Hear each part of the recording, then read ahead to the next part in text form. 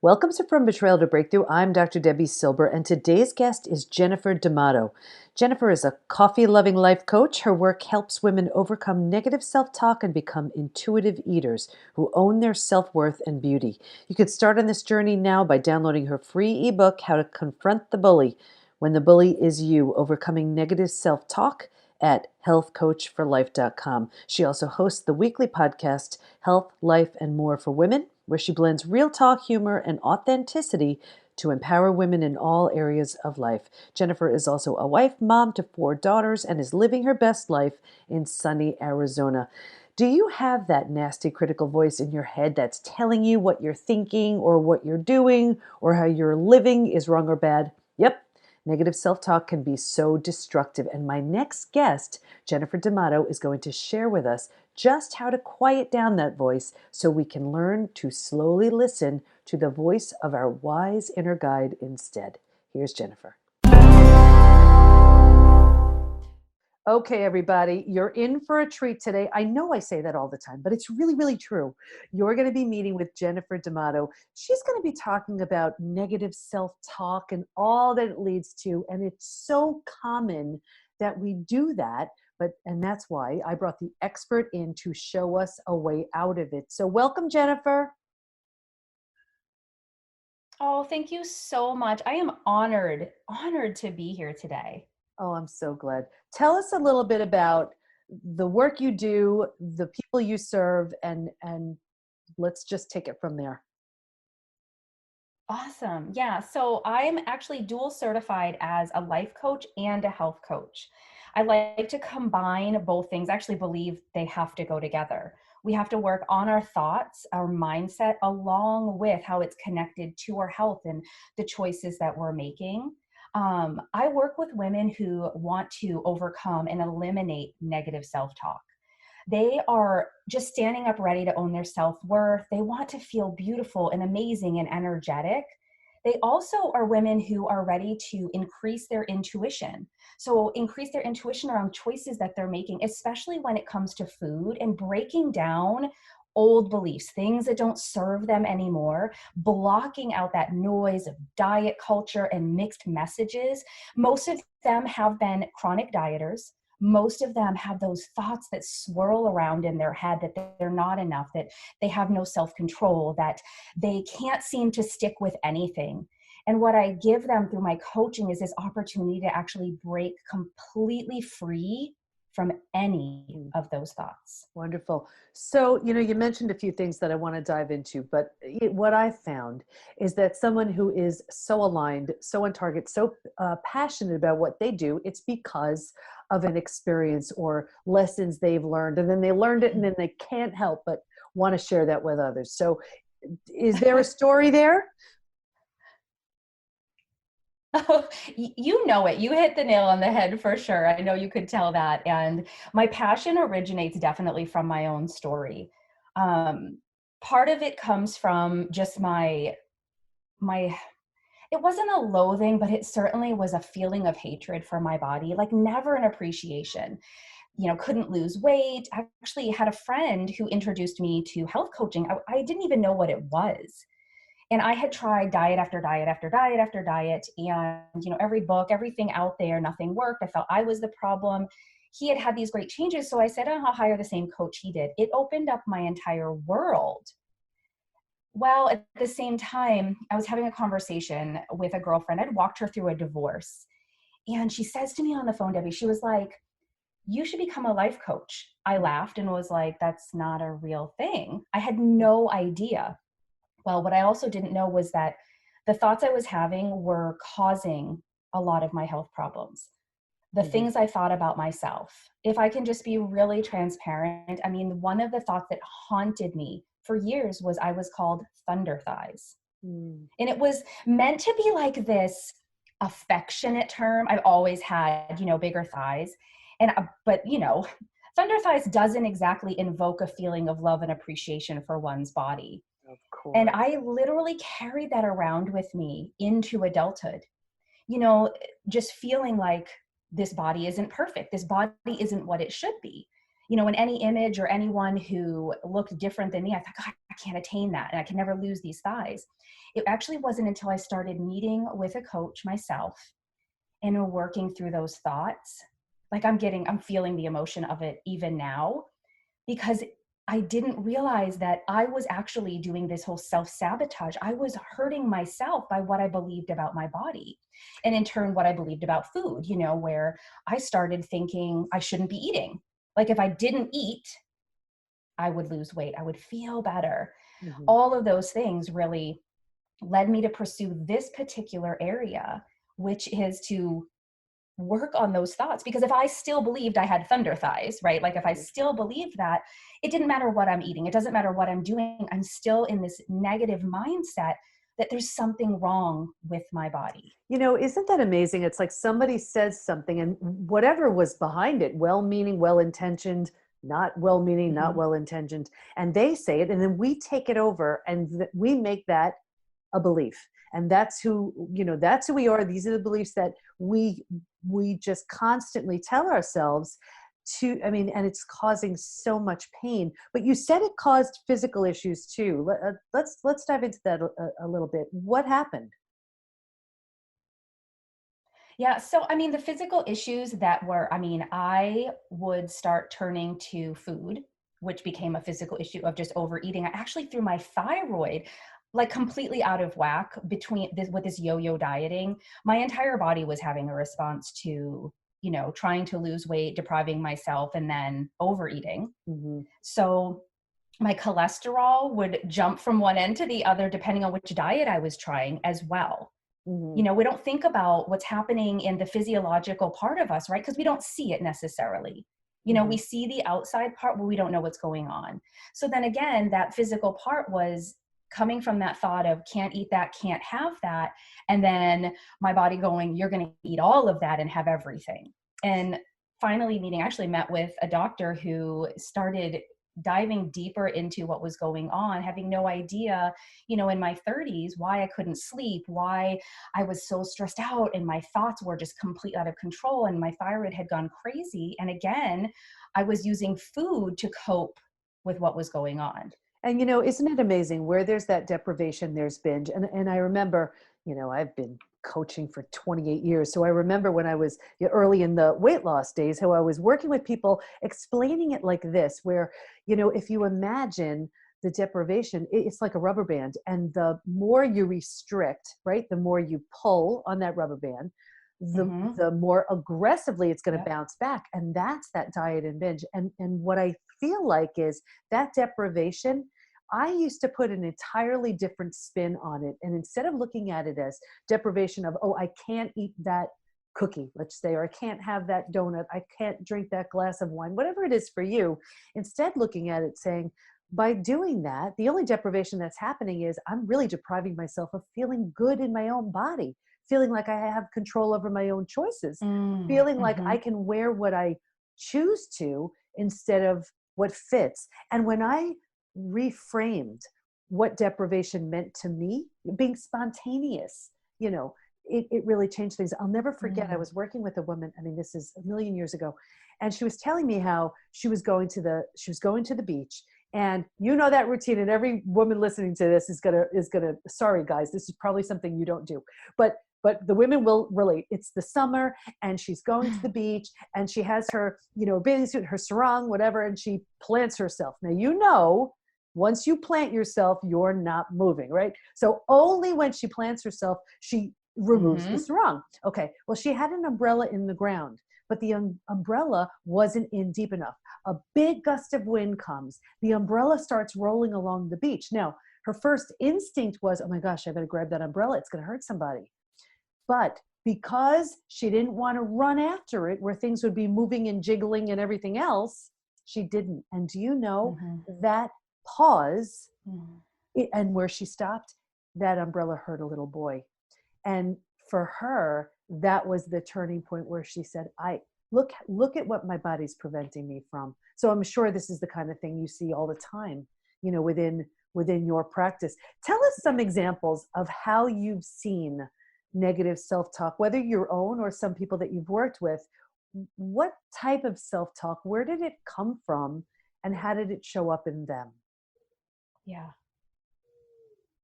Yeah, what's interesting is where it seems to start with every client that I've met with is they believe the voice they hear is their own. So we actually have to first break that down, that they believe that inner critic, that the sentences, right? The one who's saying those things in their head actually is them.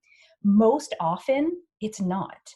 Most often, it's come from some rules that were told to them as kids, something their parents said. I actually have a lot of clients who are much older, they much older than me. They're in their late 50s, 60s, who can still hear their mother's voice Mhm. in their head. Don't eat that. You're eating too much. You're eating too fast. Should you be having that?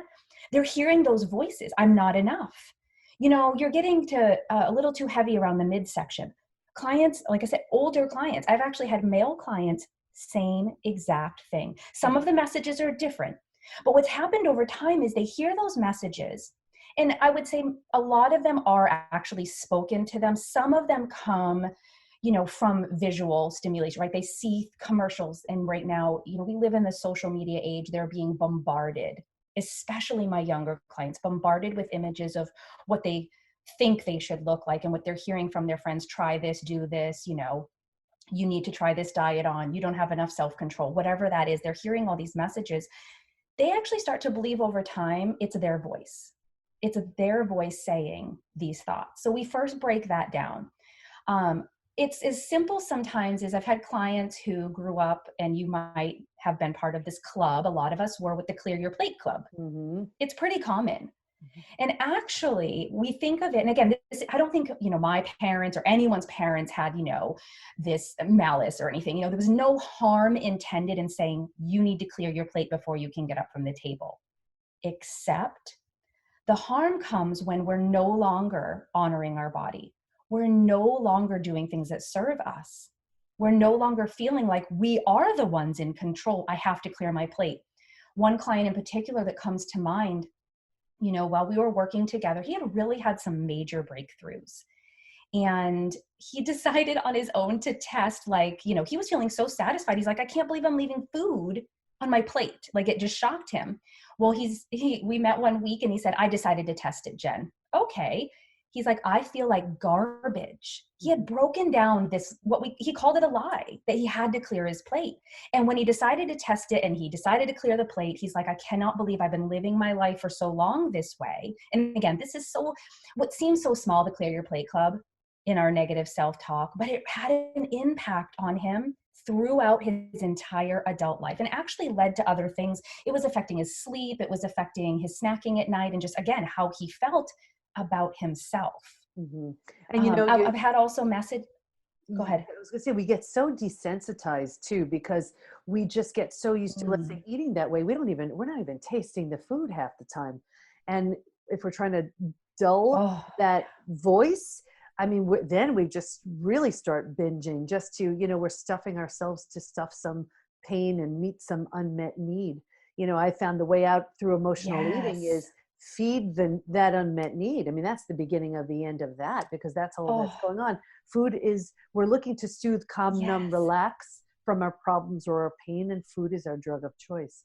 So the negative Oh, self this is so good. so the negative self-talk that we say around what we look like, what we're, how we view ourselves, how we perceive ourselves. I love that you said, whose voice is it? So once you determine whose voice is it, what do you do after that? Yeah, that's so great. So sometimes the biggest aha comes from figuring out it's not their voice, but then what happens is we need to empower people. I empower my clients that they actually get to change the thought. I don't think people think about that I don't think people necessarily spend a lot of time with their thoughts, so this is new for them. So often I have them do sort of a brain dump, all the thoughts, and they come up with so many different things, whether it's about food, their body, they're not enough, just internal things. And when they can kind of start seeing that in front of them, I have them go through this exercise where the ones that pop out, I put it like this, if you remember kid shows and they're trying to teach kids sight words, so the word kind of pops out on the screen. That's what happens when they relook at this list they've made, is something highlights. So they take 2 or 3 sentences that seem to really get them. There's an emotional response. They feel something deeper when they reread that negative thought.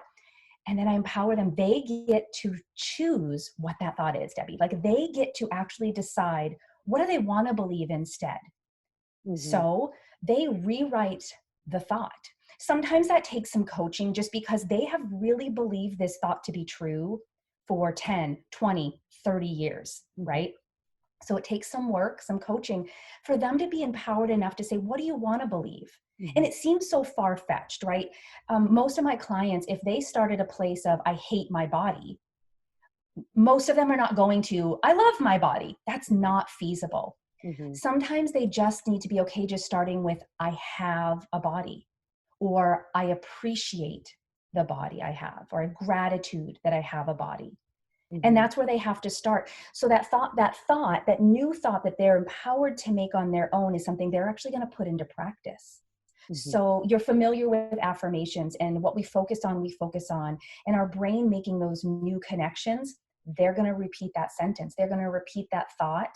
I usually anchor it with an activity, something that they're doing to keep putting that thought on and practicing that. And then we come back to it and we reflect on what's happening, because oftentimes, because we've thought this other way, right? Sometimes the complete opposite, or just something that wasn't serving us for so long, emotions arise, right? Hmm. Those other thoughts about thinking this new thought come up for them. And so we dive a little bit deeper. And sometimes they want to adjust the thought. Sometimes they want to go a little bit stronger with it. Like, I need to combat this thought. Hmm. And we call out that other thought as a lie. And then when they acknowledge that it's not a true thought, it helps them really just, I'm going to focus on what I want to believe. It doesn't mean magically, of course, they show up the next week, or that, in 2 weeks and three weeks, and all of a sudden, I believe it, I'm Hmm. so grateful for my body. It takes time, Right. especially when they've believed something to be true that wasn't for so long. It takes time. There's Yeah. some that are And easier to get to, but mhm. most of these ones about our body, or how our body relates with food, it just takes patience and time.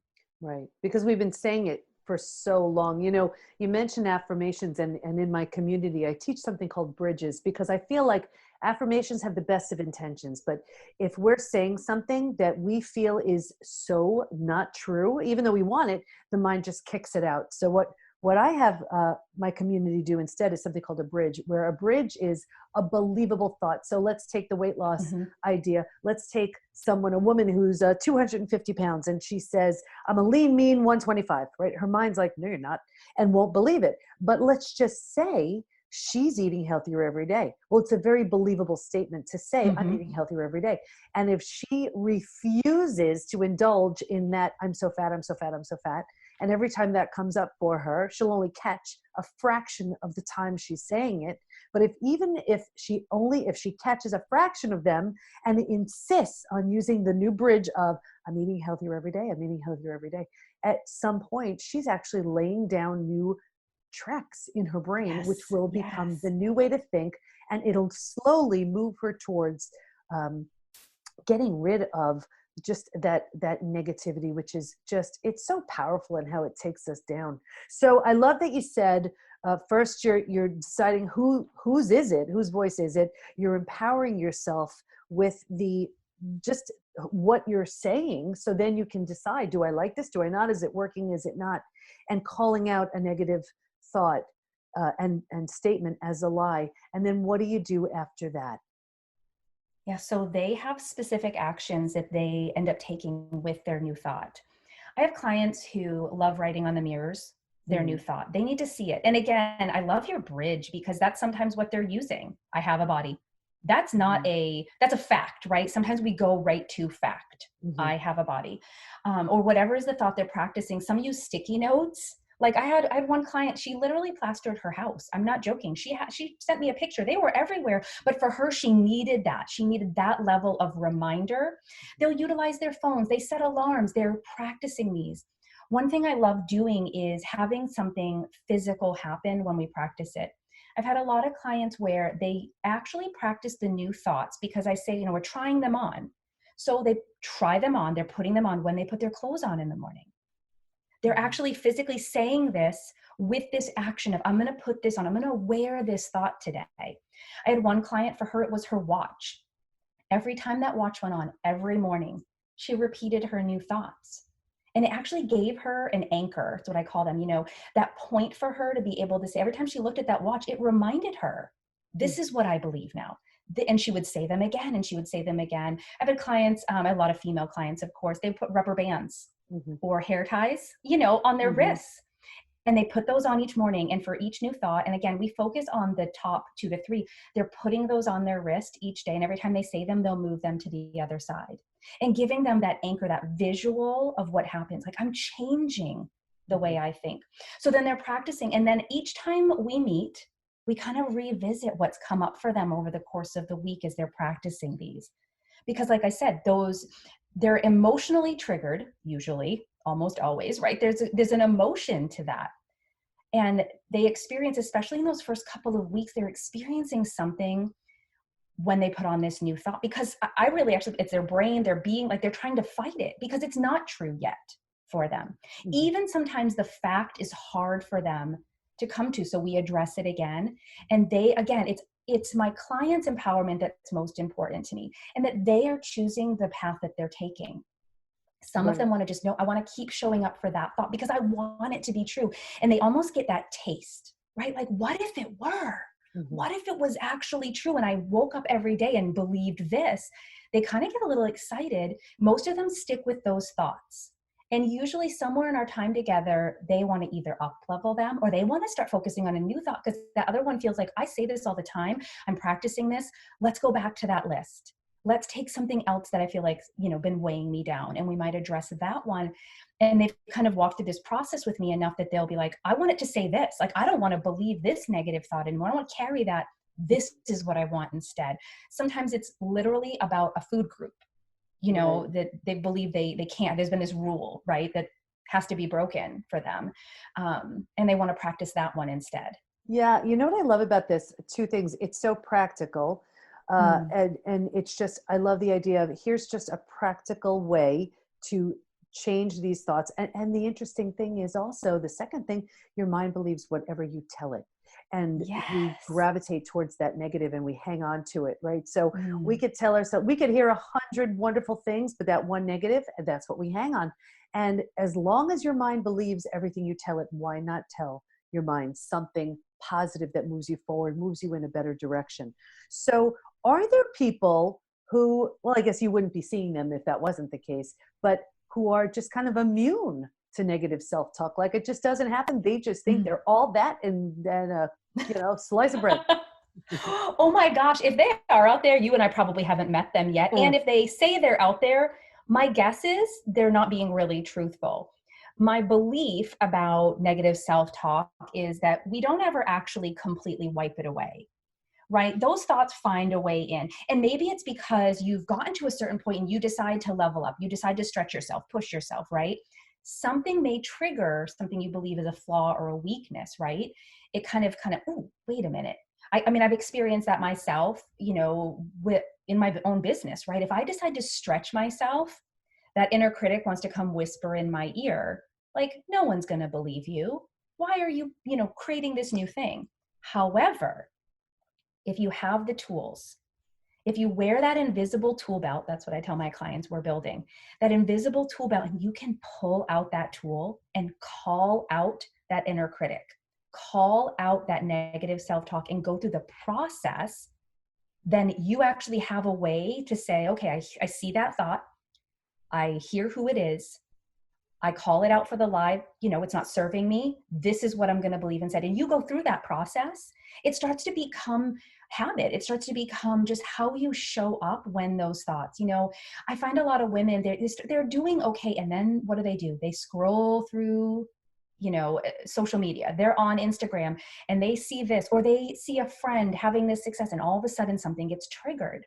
mhm. What they can do is pull out this exercise. I wish we were immune. I mean, if we were immune, I would have it. I feel like I would be like, I'm finding the way. I am never going to have to combat this ever again. And I'll share it with all of you. Right.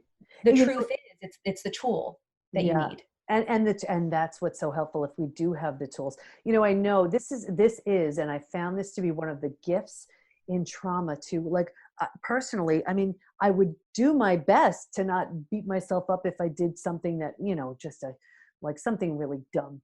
And it's interesting because after my betrayal, because that's what happens, we create an entirely new identity. One of the things Mm, I decided is that I just don't want to speak negatively to myself. Now, that doesn't mean I'm not going to do any dumb things anymore, but what I decided to do, and I share this with my entire family, is when I do something dumb, I'm adorable. I'm And adorable. I'm just Love simply that. adorable. And and I'll do something. And it's so funny. I mean, I have 4 kids and they're like, oh, mom, that was really adorable, and it's funny because of course we know what it means, but there's something so nice about giving ourselves that break. We're so hard on ourselves. And I always say this, if we spoke to other people like we spoke Mm, to ourselves, we wouldn't have a friend in the world. So why not be that friend to ourselves, whether yeah. that means just lightening up in the self-talk and the negative self-talk and the criticism, or maybe if that serves, do what I do, just calling yourself adorable, Adorable. whatever it is for you. What do you want to make sure everyone knows as we wrap up? Mm, that's such a great question. I come back to you're worthy. Like, you are worthy of this work. You're worthy of waking up every day feeling amazing about yourself, about the things that you do, about the things you choose not to do. You are absolutely worthy of having new thoughts. I don't think we think about that, our worth. Like, you are worthy every day of saying, I'm freaking amazing and sometimes adorable. Why not show up as the best version of yourself? Why not just say, you know what? This doesn't serve me. And I am worthy of showing up feeling like I'm the rock star that I know I meant to be. And no one, old thoughts, even my old thoughts that don't serve me, they don't have any place here any longer. Beautiful. I think that just really sums it up. And Jennifer, where do we go to learn more about you? Yeah. The best place to get all the goodies is my website, which is healthcoach, the number 4life.com. And I actually have a number 4 in that because I have 4 kids. Actually, I have 4 daughters. So Ah. yeah, they get honored in that. They'd probably call me adorable just for saying that, to be honest. And that means dork in our house. But you can go Yep. to my website and actually everything you need is there. I actually have an ebook on there that they can walk through this process of the negative self-talk. It's completely free. They can grab that, and kind of part of the process we walk through today is in that ebook, along with another step for the inner critic and just calling it out and going through. There's a piece in there they love about throwing the inner critic out the car window. It's one Mm, of my favorites. mm. I'm also on all social media, on Instagram and on Facebook, so they Great. can connect with me any of those places. Terrific. Jennifer, I want to thank you so much for your time, for your wisdom, for the attention that you brought to this topic. I know you helped so many people with what you shared today. Oh, thank you so much. Thank you for having me, and thank you for the work that you're doing. So much of that negative self talk is based on what people have said to us and then what we continue to say to ourselves. Personally, I prefer to say that all of those less than stellar things I do by mistake are adorable. Stay in touch with Jennifer by going to healthcoachforlife.com, and we'll have all of her information in the show notes at thepbtinstitute.com/podcast. Here's my biggest takeaway. In identifying and then changing those negative beliefs, here are 3 steps. Number 1, whose voice is it? Figure that out first. Number 2, empower yourself to change those thoughts so when you catch them, call them out as a lie. Number 3, take action with the new thought. Put it on a sticky note, set a reminder, do something practical so through repetition and consistency, that thought is changed to something that serves you so much better. Of course, all that negativity takes a toll, so take the post-betrayal syndrome quiz to see what may be lingering for you so you know what needs your attention. And you can find that at thepbtinstitute.com/quiz. And have you checked out the PBT Institute membership community? Imagine everything you ever need to become your physical, mental, emotional best. Community support, certified coaches and practitioners that you could schedule time with. daily classes on all kinds of interesting topics, curated experts teaching advanced strategies in the areas of health, mindset, spirituality, personal development. Imagine the most friendly, welcoming, and supportive place to become your best, all online. Nothing like this exists, and I'm so excited to share it with you and welcome you. Go to thepbtinstitute.com/join to learn more.